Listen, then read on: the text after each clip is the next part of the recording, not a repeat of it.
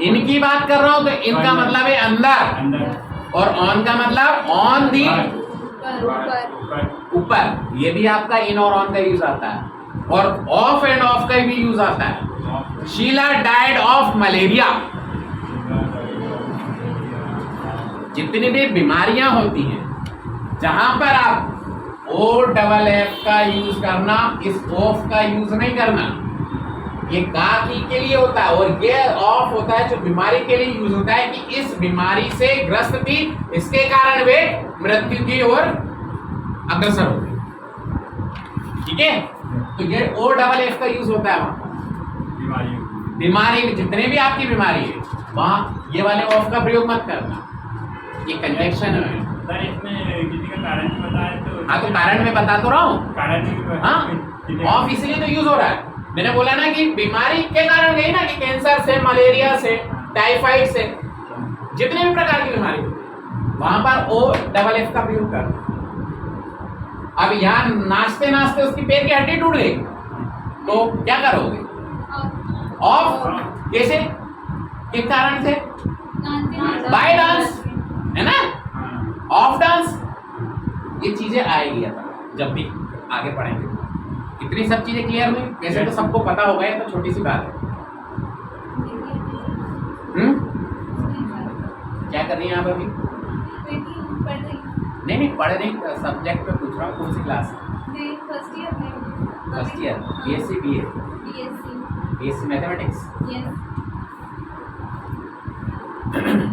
आप सब 12th पास हैं, है ना? तो 12th पास है आप लोग। सब्जेक्ट जो भी है उसके लिए आप लोग मेहनत करो, पटवारी के लिए या टीचर के लिए या पुलिस के लिए। टीचर बनना है, टीचर के लिए बेटा बहुत मेहनत करनी पड़ती। टीचर क्यों बनना चाहते हो?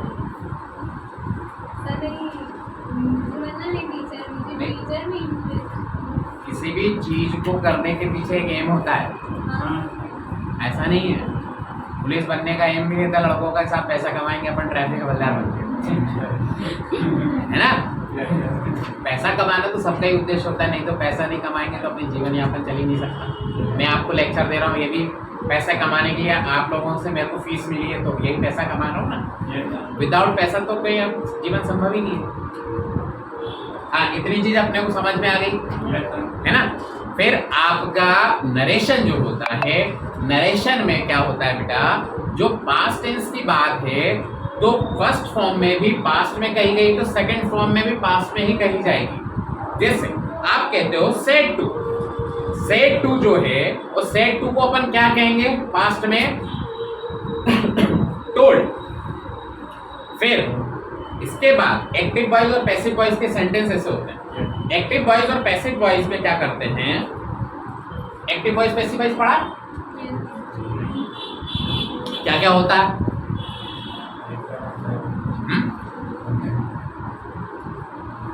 एक एक्टिव वॉइस और पैसिव वॉइस क्या होता है? कर्ता पर निर्भर होता है और एक क्रिया पर नहीं होता बेटा, कर्म पर होता है, ऑब्जेक्ट पर होता है।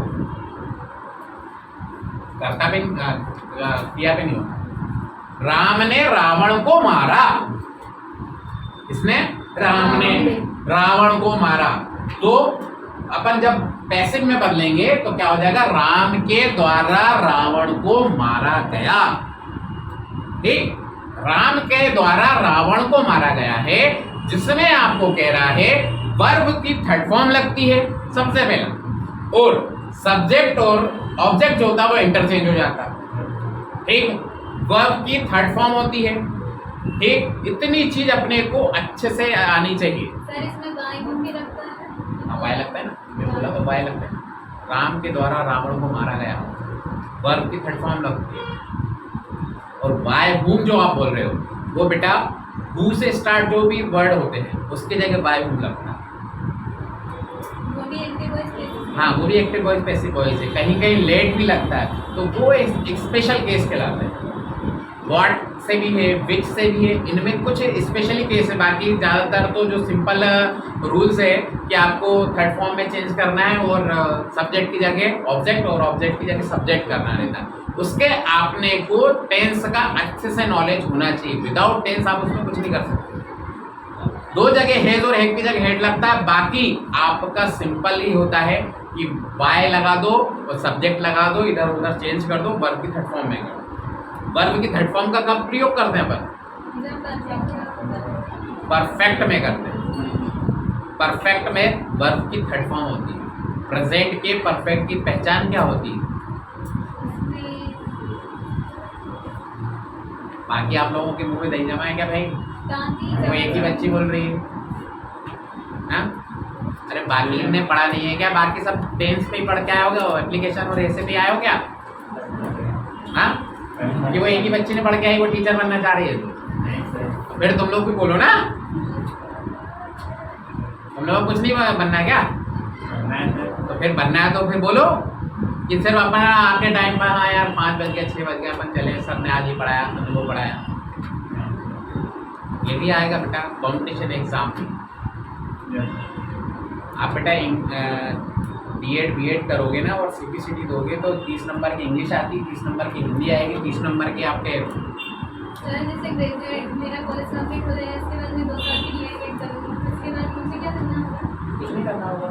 जब ग्रेजुएशन हो गया, D.Ed B.Ed हो गया, फिर आपके स्कूल के एग्ज़ाम निकलेंगे, आप फिर अप्लाई करो और उसमें आपका हो जाता है तो सीधे फिर ज्वाइन करो। तो ये कॉम्पिटिशन मेरे को नहीं करना है? नहीं, ये तो करना ही पड़ेगा। मैं बता रहा हूँ ना, हिंदी 30 नंबर की आती है, इंग्लिश 30 नंबर की आती है, और जो भी आपका सब्जेक्ट है गणित है तो गणित के 30 नंबर के क्वेश्चन, सॉरी 60 नंबर के क्वेश्चन आते हैं, और फिर 30 नंबर की आपकी ये GK और GS मिल के आता है। ये नॉलेज होगा तो आप करते जाओगे, नहीं तो वहाँ पर गणित ऐसे ऐसे आते हैं, जोड़ घटाना नहीं आता उसमें टीचर के एग्जाम। तो आप लोग सोचो कि जोड़ लिख दो, घन लिख दो,